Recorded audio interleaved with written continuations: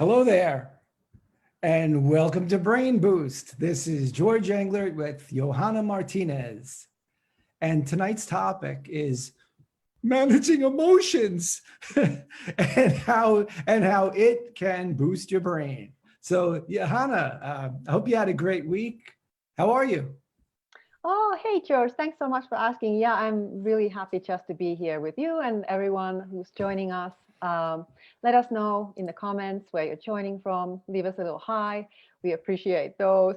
And for anyone who hasn't joined us before, this is our 8-week series on 10-week series, and this is episode 8 on boosting cognitive abilities, right? So boosting your brain power, right? And so as we know that overwhelm is a big thing, it's blocking a lot of people from taking any kind of action or learning anything new. We've really made an effort into keeping things as clear, simple, and actionable in this series. So we're not going to overwhelm you with too much information. We're keeping things simple here. So yeah, really happy to be here. And thank you for joining us this week. Okay. So I want to say that my wife and I celebrated our 10-year anniversary Congratulations. Friday. So yeah, so it's a reminder for me as to how fortunate I am, as well as how fast time goes by. And as it goes by, we have this onslaught of plans in different areas. And so with all of this, I want to be my best while covering all these bases. So, all right, we would like to invite you all, as we always do, to get really clear on what's in it personally for you to boost your brain power, right? So let us know in the comments and what's in it for you, Johanna. I'm building up from the momentum from last week when we talked about growth and learning. So just realizing that doing all of this, investing in the basics, it makes you a faster learner. And what more valuable skill could there be in today's world when everything is changing so rapidly and the change is only accelerating. So, being able to learn fast is a super, super valuable skill. So that's motivating me this week. Thank you for asking. And for you joining us, take a moment to think about what's in it for you to hang a few minutes with us and take some action toward boosting your brain. What good thing gets to happen for you in your life, for your specific scenario, when you have more cognitive abilities, when you learn faster, you're more sharp, you're more focused, maybe get, out of the brain fog. What good thing gets to happen for you?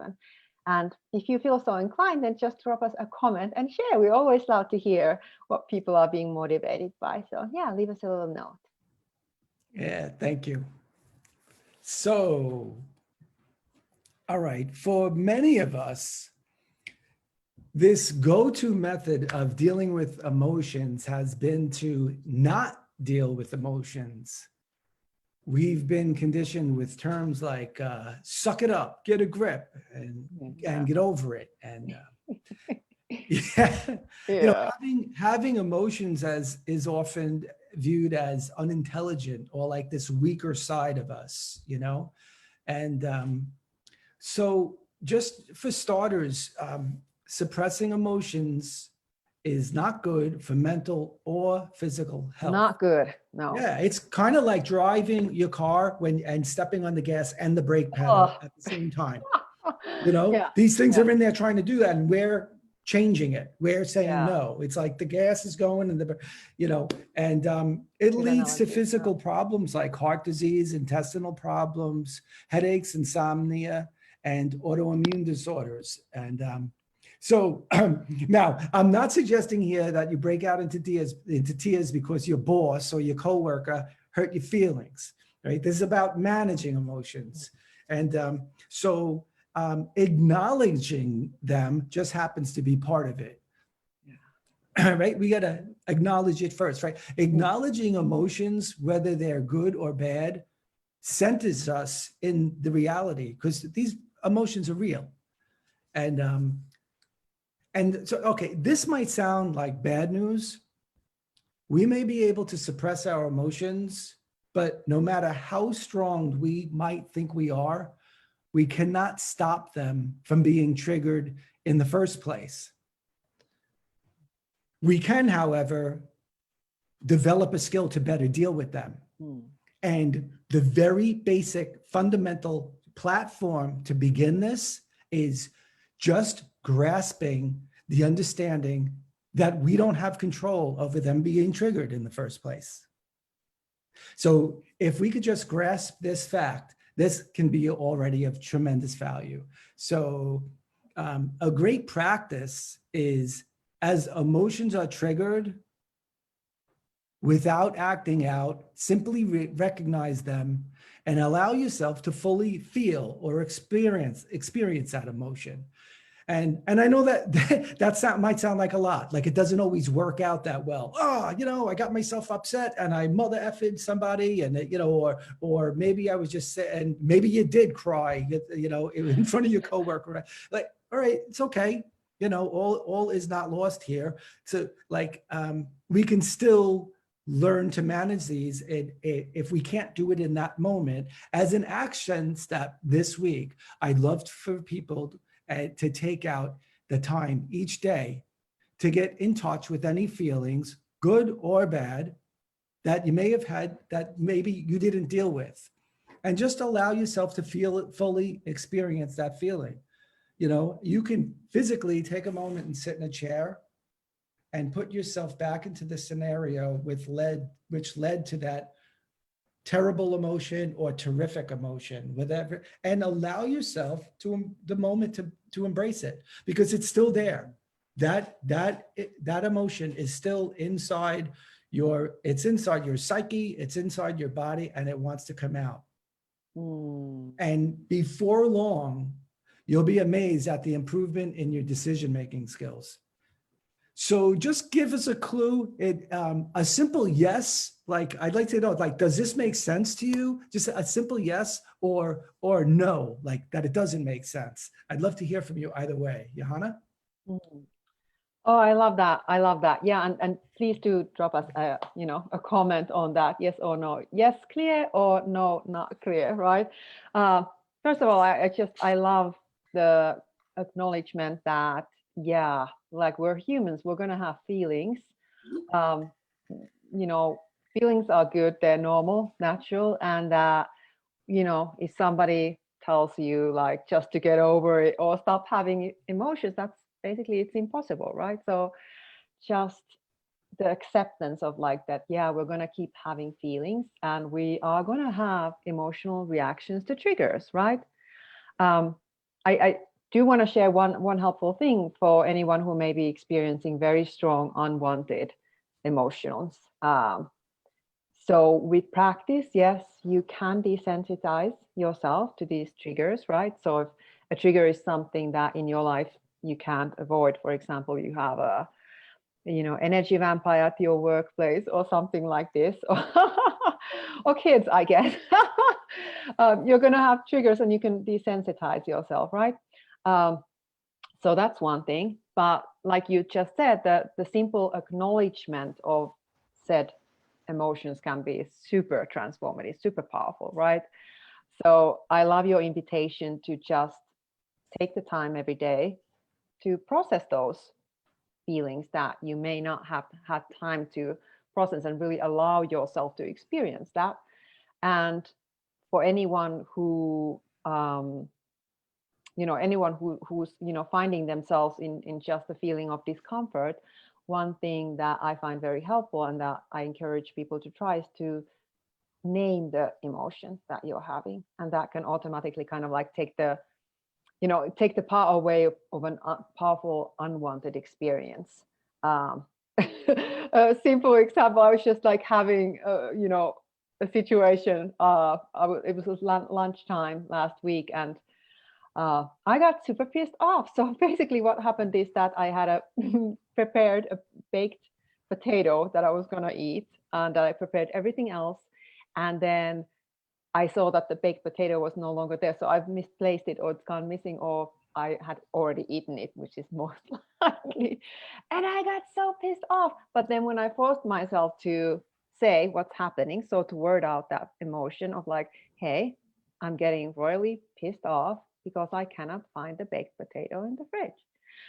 And it automatically got me laughing because, right, if an adult person gets so distraught about not finding a potato, that's ridiculous, right? So like it's a quick tool to kind of take the, you know, the wind out of some of these experiences, right? And kind of like if you notice some of those things, of course that's like a light example involving only me, so it's kind of like a simplified, but yeah, you might try that. But I love the invitation that this week the simple action step is to connect with your feelings, and really take time to accept and acknowledge that those feelings exist and be okay with it. And so with that,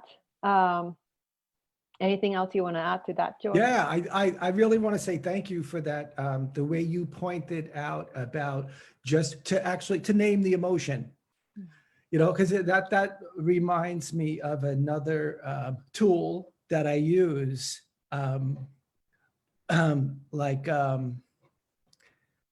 I would always say, I'm effing pissed. And when I say I'm effing pissed, I am this effing pissed gets pissed on top of pissed. It's freaking pissed. This, you don't even want to know what pissed is. So then somebody once said, instead of saying I am effing pissed, say right now I am experiencing pissed. And I think that's very similar to the tool that you just told everybody. And I want to thank you for that, to name it. Because when you name it, it's kind of like, I'm not embodying pissed. I'm just looking at my pissed from the outside as a little bit more like as an observer. And that helps me not be succumb to, see, now I could be pissed or experience being pissed without being pissed because I'm pissed. And you know, like it starts to go into its own world, you know? And I have to say for myself with this whole, since, you know, my big thing is just to, is one, what I just said about experiencing it. And the other thing, just the practice of allowing myself to fully experience what feelings are from time to time. And for me personally, like, people would always say that I show my emotions, I wear my emotions on my sleeve, you know? So like learning this type of work, I would kind of think like that. I guess I was very good at dealing with emotions, but was I very good at it because I was allowing myself to experience it? Or did I show it so much because I sucked at managing it? Right. So I think it's, for me, a little bit more of the latter is what it's been, you know, and I think I still suck at it, but I'm getting better at it.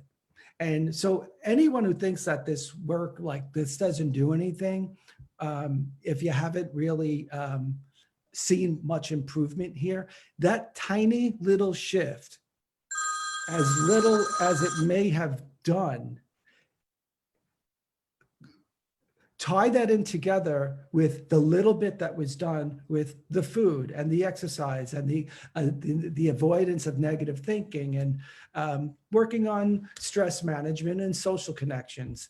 All of this together, all these tiny little nudges, a little bit at a time, makes tremendous difference over time. So I just like to say to people, like, stick with us and go back and check out our other videos and leave us comments. Let us know how you're doing, or let us know, even if you're doing terrible, let us know. Oh, I love that so much. Thank you so much for sharing that. That was so beautiful. I love that separation from like, I'm pissed off to I'm experiencing pissed off. It's such a gentle way to just disassociate from that and recognizing you're not your emotions, you're just experiencing that. Oh, so much goodness in that. Thank you for sharing. And yeah, check back with us next week. We're going to talk about the single most overlooked thing about boosting your brain. So yeah, see you next Sunday. Thanks so much for joining. Bye, everybody. Thank you so much. Thank you. Bye-bye.